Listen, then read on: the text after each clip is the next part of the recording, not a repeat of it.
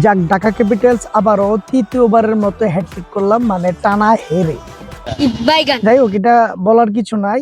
এরকম একটা দল গঠন করছে ভালো একজন ওপেনার, মানে লিটন দাস, যে প্রতি খেলাতে 0 রানে আউট হয়, 2 রান 4 রান 5 রান, তারই বারবার নামানো হচ্ছে কেন? Where is Sabbir? সাব্বির কোথায়? সাব্বির রহমানকে দলে ঢুকায় না কেন?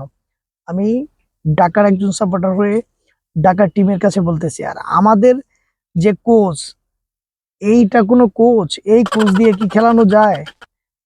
সাকিব খানের নজরে আসা উচিত যে এইভাবে খেলা যে বারবার হারতেছে ঢাকা ক্যাপিটালস, এটার মানে কি? একমাত্র তিসারা পেরেরা, সে আজকে সেঞ্চুরি করছে, তাকে অনেক অনেক ধন্যবাদ। তার জন্য ম্যাচটা কিছুটা আমরা একটু সম্মান পাইছি। যাই হোক, আমি চাই ঢাকা কাম ব্যাক করুক তাড়াতাড়ি, যত তাড়াতাড়ি পারে। আর আমাদের প্লেয়ার চেঞ্জ করতে হবে। এইসব প্লেয়ার দিয়ে বিপিএল খেলা যায় না।